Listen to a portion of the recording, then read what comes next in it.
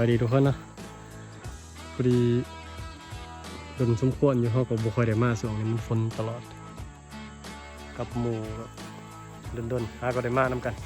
เพราะว่าบ้านเฮากับไกลกันเนี่ยประมาณ20ไปลักคนนะขี่รถมามันฝนมันยังไงก็เลยบ่ได้มามื้อนี้ว่าสิพากันลงไปซอกเบิ่งกะหมากแถวห้วยเลาะไปทางลุมพุ่นแล้วนะคือสิยังหลายอยู่หมากแต่ว่าเฮาก็สิไปเบิ่งนำกันตัวจริงว่าต้นใดมันสิกินน่ะก็จังสิพากันซอกบนเฝ้าอันนี้ก็กำลังซองเบิ่งหมากให้แถวนั้นบางเทื่อว่ายังมีหมาก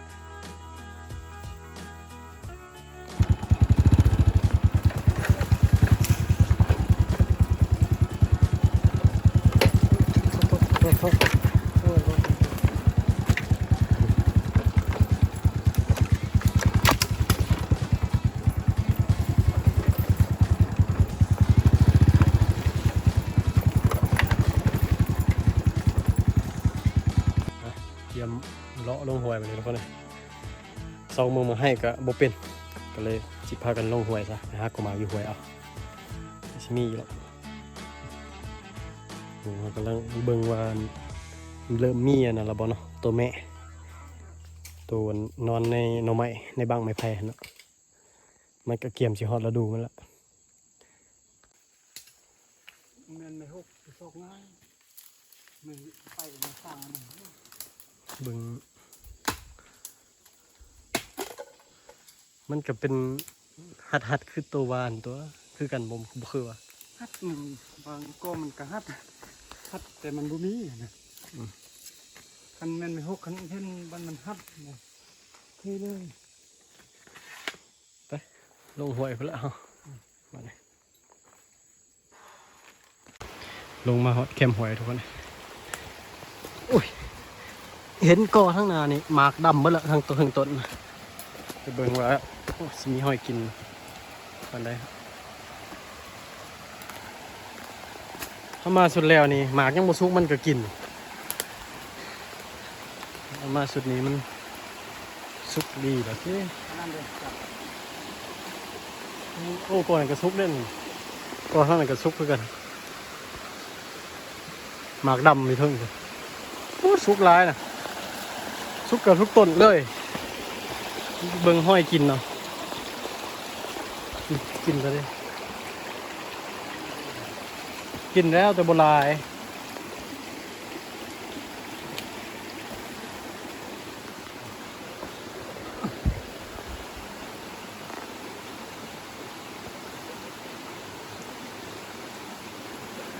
บอกกินหลายสักกินไม่เดียวนะ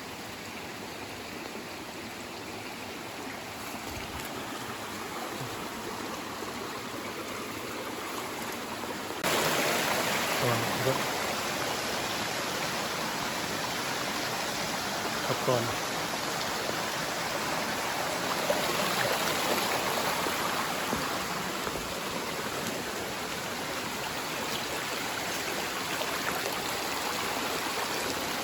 นี่ห้อยกินโบนี่อยู่เนาะห้อยกินเนาะแต่มันตกหนามเช่นนี่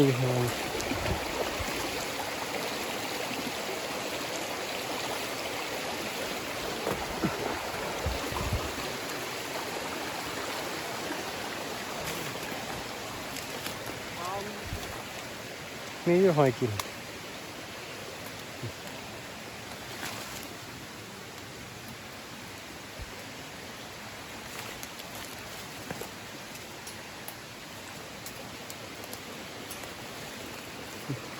ห้อยใหญ่ๆใหญ่ๆเนี่ยมีแต่ห้อยหอกเลย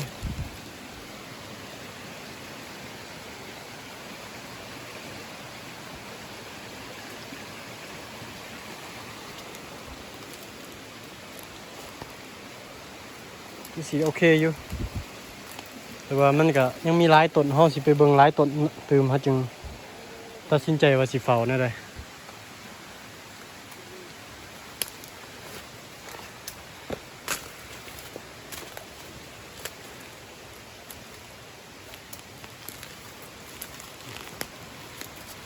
ได้อยู่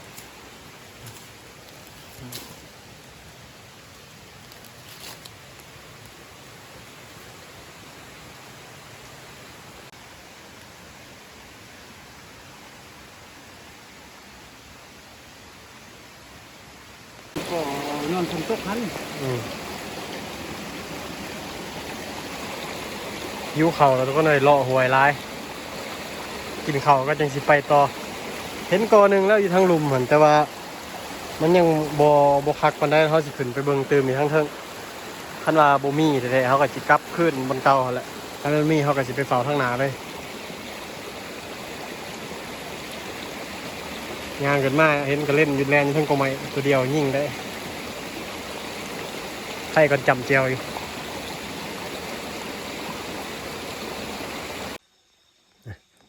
ตัวนี้เขาก็ได้เลาะหวยกันมา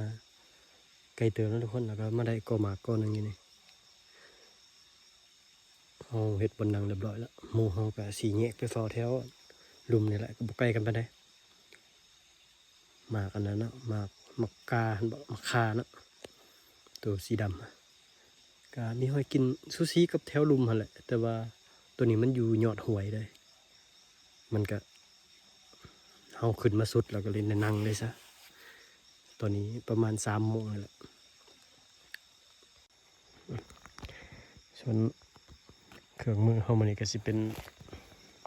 ท็อป A นะเบอร์ 1ทุกคนตัวนี้เป็นเบอร์ 1เล่ากาโมเลยทุกคนนะแลกตัวนี้แลก16 แวนของเวทฮันเตอร์นะนี่ลูกเบอร์ 1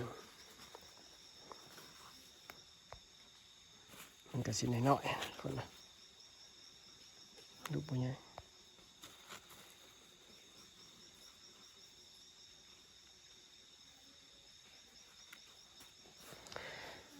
ลำนี้เฮาสิปล่อยออกทุกคนถ้าว่าผู้ใดอยากได้เบอร์ 1ก็ทักมาลมเบิ่งนะทักมาลมเบิ่งรายละเอียดเฮาสิปล่อยออกลำนี้นะ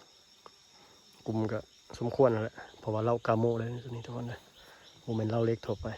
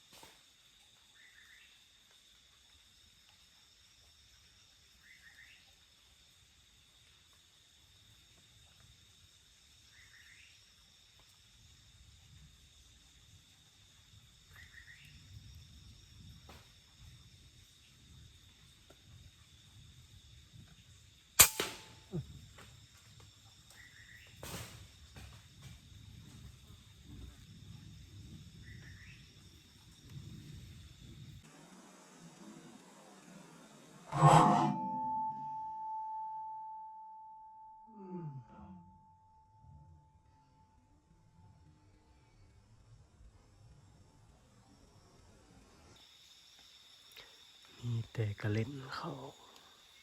เจนั่นเจนั่นเจนั่นประมาณ5-6 ตัว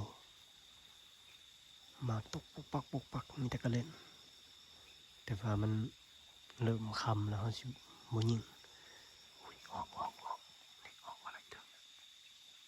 ตัวออกตัวยิงออกกัน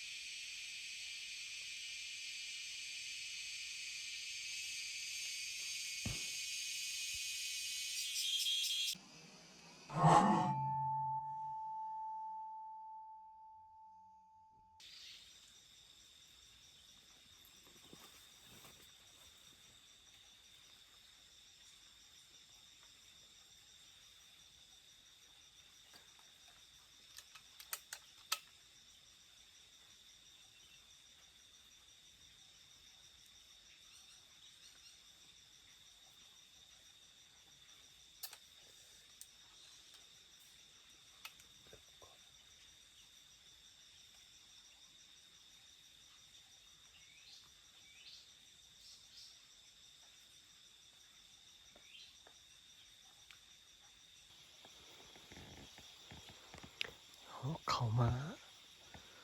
สองตัวแต่ว่ามันอยู่ฟุมนะครับ เขามาไล่กันแลลงหลุมมิดเลย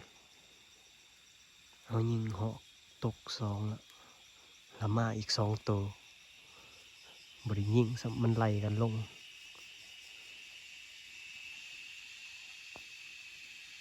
ก็เล่นกับมิดไปละ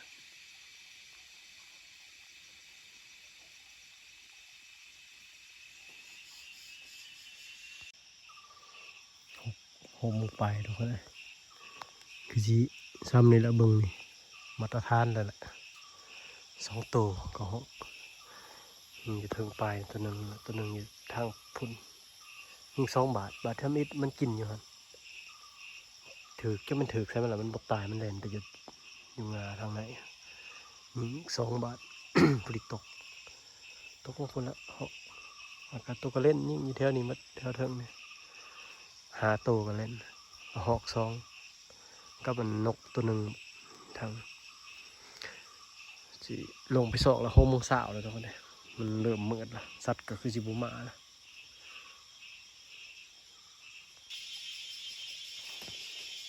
เห็นแล้วตัวหอกตัวหนึ่งโอ้ย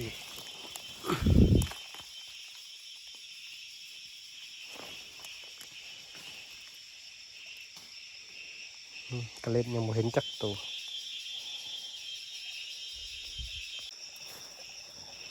เห็นหอกตัวที่2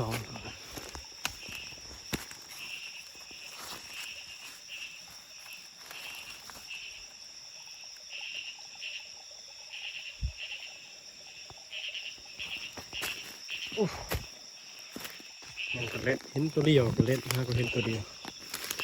หาขึ้นดีๆก็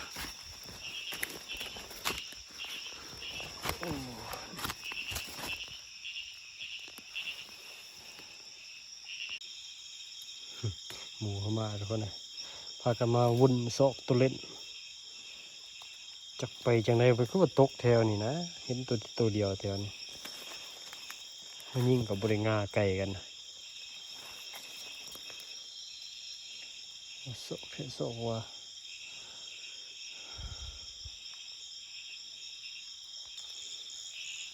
โซกได้ซ้ำนี่ทุกคนเลยโซกโบเห็นก็เล่นยัง2 ตัวโบเห็นก็เล่นเขายิงหาโซกได้3กับกระหอก2 ตัวเห็นบ้ละแล้วก็ตัวนกยิงตัวนก ยิงใส่หัวมันออกเลยสมองปูดของหมูเขาไปนั่งดักอันนะดักเครือเนาะก็2 บาท2 ตัวคือกัน แน่นอนจะล็อกเป็นแก็บคันนั่งดักทางมันมาก็2 คนเข้ามาได้มื้อนี้ได้หอก4 ตัวเนาะประมาณนี้แหละก็ถือว่าบกขี้ละก็สิพากันออกเมื่อได้มื้อนี้บ่ได้นอนทุกคนมาเสาร์กับแรงเลยก็สิฝากไว้ซั่นนี้เจอกันใหม่ EP ต่อไปเนาะบัดมันฟ้าดีๆพอละบ่แดดบ่ฝนช่วงนี้ก็ยังฝนอยู่มื้อสวยนี่ก็ฝนหน่อยนึงแต่ว่ามันก็ไข่แดดแต่ว่าโมงสัตว์เขามันบ่ฝนเนาะเจอกัน